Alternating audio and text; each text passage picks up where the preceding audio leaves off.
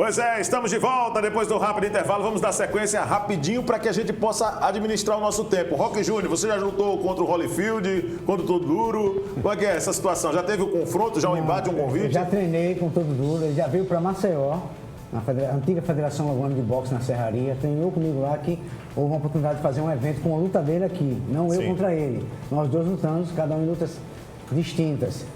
Mas só conhecer a última luta dele, que ele fez, eu estava lá. Fiz a preliminar também. Meu filho foi eliminado na luta anterior. Uma luta meio complicada. Luciano é meu amigo, a gente tem aquela rivalidade Bahia e Pernambuco.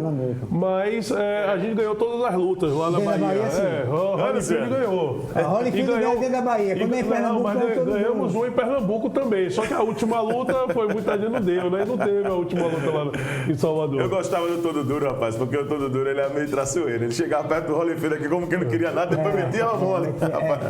Marketing, tá aí, ó. Então, podem falar do marketing. É o velho marketing, né? Mas, só um assunto, sim, por favor. Esse tipo de coisa eu nunca deixei a fazer. É claro. Sabe? Essas encaradas que você vê no UFC, que o cara bota a testa no outro e empurra. Você é avesso a isso, né, Rob? Cara, porque lá dentro é que a coisa dentro acontece. Dentro do ringue é que a coisa acontece. Falar, todo mundo fala. Quem tem boca fala o que quer. Eu falo com os punhos, então não adianta. Eu vou matar você, vai dar tapa no outro e tal. Para chamar público. Essa pirotecnia, né? É a pirotecnia que McGregor faz, exatamente. Eu já tomei café da manhã com um cara que eu lutava na mesma mesa. Conversamos, tomando café da manhã, luta internacional, inclusive. E de noite nos matamos de Falou o homem que quebrou o dedo, polegar. Foi da mão direita ou da mão esquerda? Mão direita. Da mão direita e foi campeão. Lutei 9 rounds com a mão quebrada. Lutou 9 rounds com a mão quebrada. Eu presenciei isso, posso falar. Ricardo, vamos lá, trazendo dos desafios que você tem no CRB. O que é que você mudou exatamente a proposta comercial do CRB? O que é que o CRB não tinha que você trouxe como novidade agora como diretor comercial? Eu sempre quis trabalhar com o Thales sempre foi um amigo meu e eu sempre falava, quando eu estava trabalhando no Rival, que eu disse, Thales, a gente precisa se unir para a gente fazer, vamos dizer assim, aquela proposta perfeita em relação ao marketing esportivo. Hoje a gente se uniu, a gente melhorou algumas coisas. Eu estou dentro do clube lá 24 horas, trabalhando junto com o presidente. A gente está com um clima muito bom também. O Rodrigo Freire, o Thiago Paz, o Marcelo Cabo. Então a gente se une, a gente tem um grupo em si, que a gente discute as ideias. E foi reaproximar o torcedor. A gente sabia que o nosso torcedor se afastou em um determinado momento, por N situações. E nesse momento é trazer o torcedor. Acho que a maior proposta de mudança é se aproximar do torcedor regateano. O torcedor tem comprado essa briga, tem se tornado sócio, tem consumido produtos na nossa loja. Inclusive, nossa loja Regatas era a única loja que estava aberta no tempo de pandemia, fazendo entrega na casa dos torcedores. Então, a gente teve boas receitas, a gente fez eventos que estavam faltando. Certo. A gente fez o Forró do Galo, foi pioneiro aqui no estado em fazer uma live com um evento que trouxesse esse torcedor para perto. Então, assim, tem N situações que a gente precisava executar, que era questão de sorteios, de se aproximar, de ter um jogador perto do torcedor, e essa foi a principal mudança. E com essa mudança começou a vir os parceiros e vai vir talvez uma novidade aí que a gente está esperando, a gente está negociando. Diga logo aqui, rapaz, você fica escondendo o jogo para o nosso telespectador, rapaz. A gente tá Solte logo essa novidade, rapaz. A gente já vinha negociando com um parceiro nosso, que entrou na Copa do Brasil, para ser o patrocinador master. A gente recebeu outra proposta, claro, a gente está analisando no momento, até porque é uma proposta que depende muito do torcedor. Hoje, até o meu amigo Luciano sabe que a maioria dos patrocínios de casas esportivas ou, se não, de bancos, depende do torcedor, depende de cadastro, depende de algumas coisas.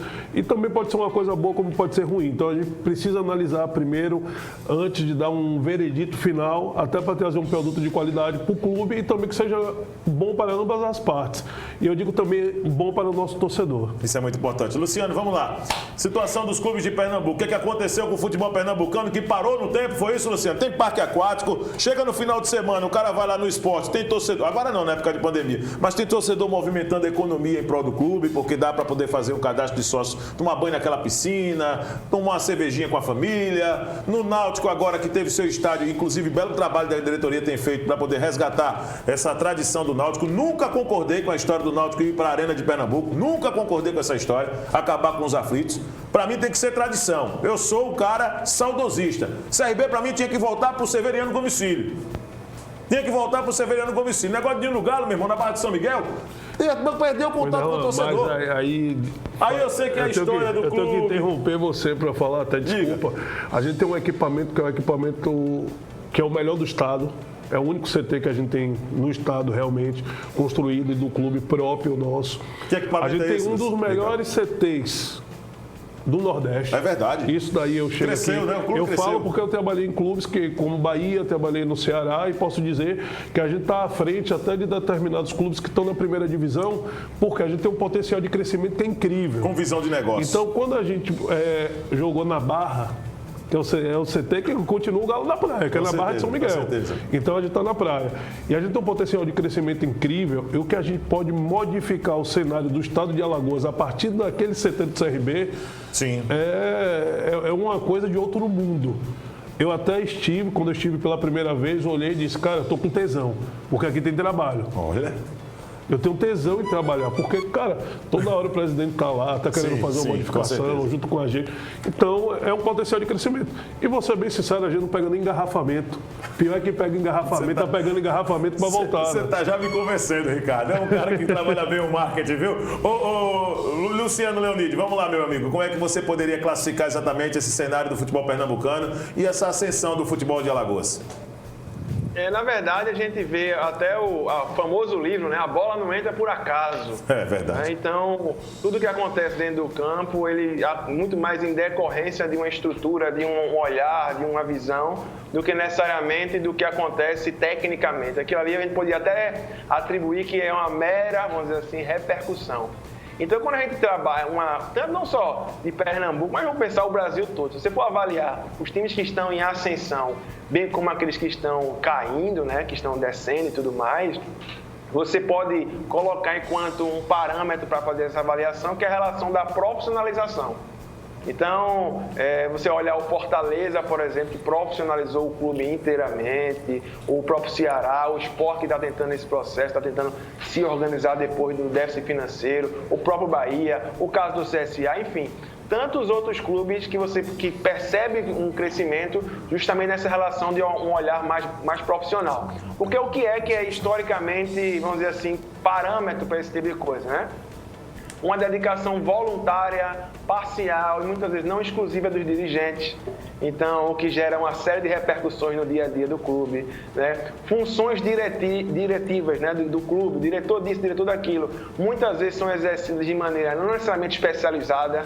Então, Ricardo é meu amigo, ele vai ser meu diretor jurídico. Mas Ricardo é do comercial, não, mas ele vai ser jurídico. É a figura do abnegado, né, Luciano? A figura do abnegado. Percebe? Ricardo, por exemplo, é remunerado pelo CRB. E eu concordo com essa sua análise, quando você diz que a figura do abnegado é uma situação crônica no futebol brasileiro. Porque o cara só vai se dedicar para o clube quando ele tiver disponibilidade. Não é verdade, Luciano? É isso que você quer dizer? Perfeito, perfeito. E aí o caso do Ricardo, por exemplo, talvez você até brincou no começo que ele virou de casaco e tudo mais, mas eu diria que ele está representando a profissionalização do futebol. É verdade. Então, assim como o jogador ele é contratado por um clube A e depois está no clube B Mostra que o trabalho dele lá no CSA foi muito bem observado. Né? A mesma coisa vai acontecer com os gestores, se o trato e se o olhar do clube for relacionado a esse processo de profissionalização. Então, essa dificuldade eu colocaria como justamente esse princípio. Assim como aqueles que estão crescendo e a gente torce, né, para Alagoas, para Sergipe, com Confiança de volta na Série B, né, Rio Grande do Norte, para os clubes saírem da Série D, voltarem, na pior das hipóteses, para uma Série C, da Paraíba, enfim, o Nordeste inteiro, a gente brigar pela nossa região e fazer com que cada vez a gente alcance, né, galgue voos maiores. Isso é muito importante. Vou fazer mais uma colocação para os nossos convidados, para que a gente chegue nessa reta final do programa, com cada um tendo sua participação. Roque Júnior, em relação a desafios, qual é hoje a maior dificuldade no boxe? Você que vive o cenário de Alagoas, qual é a maior dificuldade no boxe aqui em Alagoas? Fala aí. Vamos tocar na ferida de novo, né? Tem todo mundo. Apoio. Apoio, né? Falta de apoio. Eu sou o presidente da Federação de Boxe do Estado de Alagoas, a única federação do Estado. Sou o único profissional do Estado de Alagoas e não consigo fazer eventos.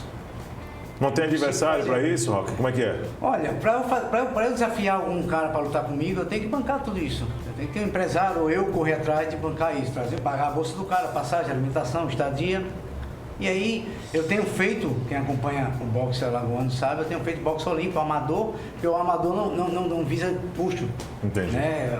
Um custo que tem no amador, claro, é a organização do evento, Eu tenho feito em praça pública no Cruz das Almas. Você vê o último que eu Sim, fiz. tá lutando na praça, né? Na praça, aí você vê, você não tem ingressos para ter retorno, né? Então eu abro para o público em geral. E o único gasto realmente é com medalhas, com as coisas e com a organização.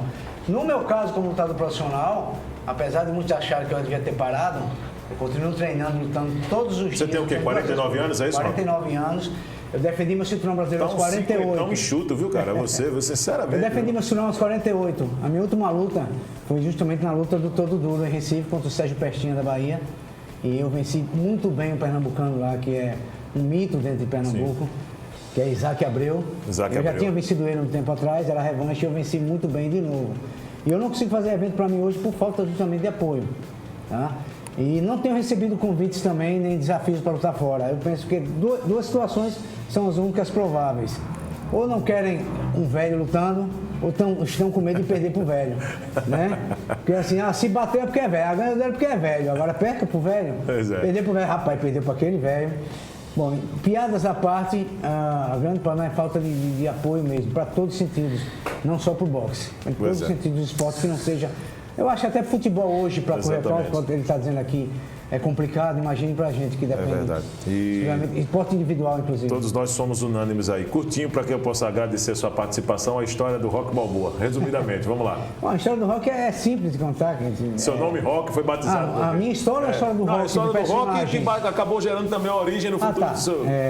A história do Rock é simples, né? O Apollo Creed, que era o Muhammad Ali na época, invencível, ninguém batia, o maior lutador da época, e foi dada uma oportunidade para um lutador medíocre, que o Rock era um lutador medíocre, um cara que tinha 50 lutas, tinha 30 derrotas, era um lutador de periferia.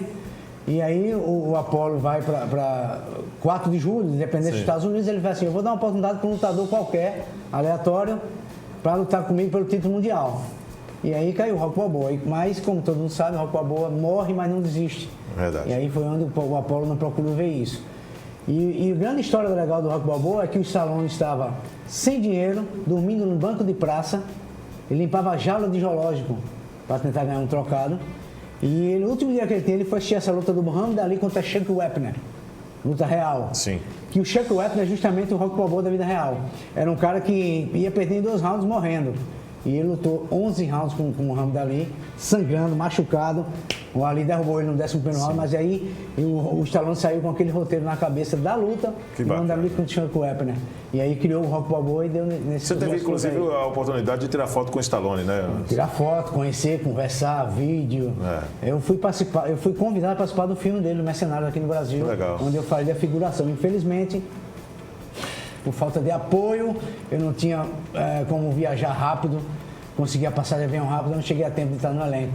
Que coisa, hoje eu não estou no Mercenários. E aparecer 5 segundos, mas estava no filme do Stallone. Estava ali já para poder fazer o papel. Por causa de apoio na época. Pois é, Rock, obrigado pela presença. Eu que agradeço e conto comigo sempre que puder. Esse é fera, rapaz. Sempre tem espaço aqui conosco. Ricardo, gostaria que você colocasse exatamente suas considerações para os nossos telespectadores. E parabéns pelo trabalho, né? Trocar de camisa, como nós brincamos no início, mas agora levando a Vera, trocar de camisa significa, sim, um lado bem sucedido da sua profissão. Não é à toa que você estava no CSA no passado, sendo observado e agora veste as cores do CRB como profissional.